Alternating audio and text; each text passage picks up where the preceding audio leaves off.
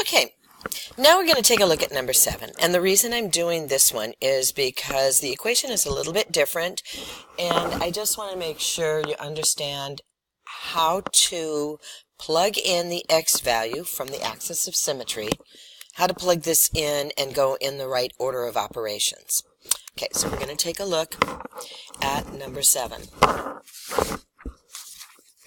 Now, first of all, notice a, the number in front of the x squared, the coefficient for a, is a negative 2.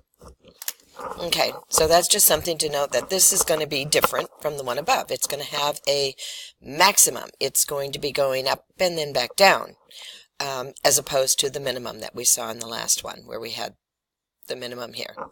Okay, so let's get our a is going to equal negative 2. Our b is going to equal 8. And our c is negative 5. When you are writing these, make sure to bring the sign with them. Obviously, we don't write the plus 8, but make note when it's negative. It's very important. Okay.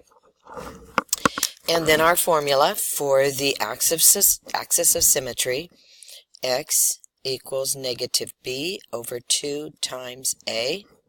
So x is going to equal negative 8 over 2 times negative 2. And that is going to come to negative 8 divided by negative 4, which will be positive 2. And we're going to just put the positive sign there so that we remember negative over a negative is going to be positive. So x equals 2. We're going to write that in there. X equals positive 2. Now to get my vertex, I'm going to use this x.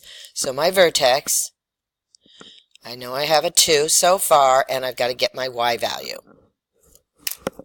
So y equals, now the formula I'm using is the equation to get the vertex, the y value of it. So what I mean by that is when we use our axis of symmetry, we get the x value. And that shows us this line of symmetry, the dotted line there. Okay, that's our axis of symmetry.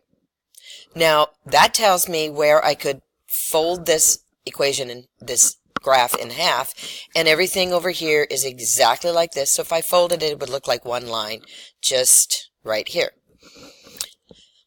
Now, to know how far down I have to go, that's when I need my y value. Okay, so the x value gives me my numbers right and left, but my y value tells me how far down.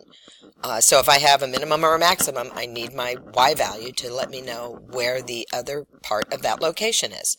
So we have a 2, and we're going to figure out what the y is. So y equals, and I'm just going to rewrite the equation, x squared, negative 2x squared, plus 8x minus 5. And we're going to bring this over here. Okay, so I'm using that equation, and now x is going to equal 2. So y will equal negative 2 times 2 squared plus 8 times 2 minus 5. Order of operations tells me this gets multiplied first. So y equals negative 2 times 4 plus 16 minus 5. Now I combine these two. Y equals negative 8 plus 16 minus 5. And combine these two, and I'm going to get positive 8. Subtract 5 from that. Y equals 3. So I'm going to put that 3 here. So there's my vertex. 2 and 3. Now, what is that going to look like? Now remember that A, the value right here, is negative, which means we're going to have a maximum. This value here is at 3. This value here is 2. You can see this line right along here. And this is our axis of symmetry.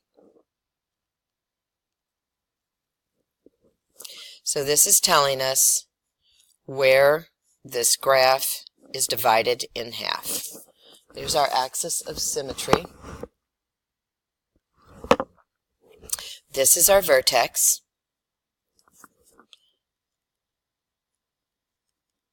And it is at 2, 3.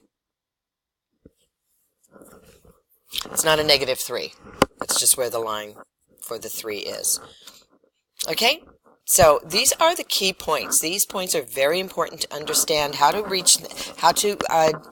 figure them out, how to determine what those points are. It's a key point on the graph to know where the vertex is. Other key points that we are going to be understanding and being able to figure out is where is it crossing the x-axis and where does it cross the y-axis. Okay, that's what it would look like. And when you are finished with this portion of it, you can go on Desmos, plug in the equation, and see what the graph is supposed to look like. There is nothing wrong with that. That's just checking your work and giving yourself a visual for what you're doing. So that's an important part of the learning process, and I would encourage you to do that so that when we are discussing these graphs, you can immediately have a picture in your mind of what they should look like. So in graphing this one, notice that majority of the graph is in the first quadrant. So when I draw my x and y axis, I'm going to give myself room over here. I don't need to worry about this part. So again, I'm going to use a straight edge. Always use a straight edge.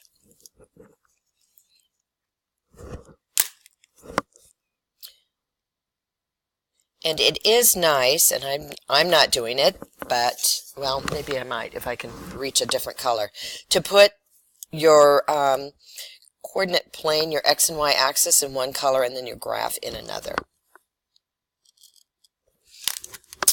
And I'll show you how I am going to do that. Just take a highlighter and highlight it. And that way I can see it very clearly, the graph. Okay, so this one, the key point, the one that I want to make sure I am identifying along here is that I understand what that math that I just did was.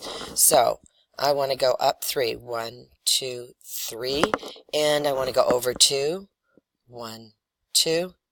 Those are the key points. Now I'm going to go, because it's axis of symmetry, I want to make sure I go a couple of other points that way. Okay, there's my x-axis, there's my y. Those need to all be labeled on there. And then I'm going to mark that spot. Here's 2, there's 3. I'm going to mark that spot. That's my vertex. And then I am just going to bring the graph down. And I'm not going to worry too much about where it is crossing the x-axis. I just want to try to make sure I'm the same distance from here to here as I am from here to here. It's just eyeballing it though, so it's not going to be perfect, but it certainly helps to give you a good idea of what this looks like. Label it vertex, and that is at 2, 3. I'm going to put the 3 there. I'm going to put the 2 there. And I can't emphasize it enough. You need to understand where all those points are, what that means. And then I have my graph almost complete. I'm going to highlight it just so it stands out. The arrows at the end. Okay. And there we go. And that's what you're going to be doing just for these two parts. Taking a look at the last problem. Don't forget it's going to be a negative. Square it first. Put the x in after you get your axis of symmetry. Just plug it in there. Okay? Good luck. Watch the video over and over again if you have to until it all makes sense.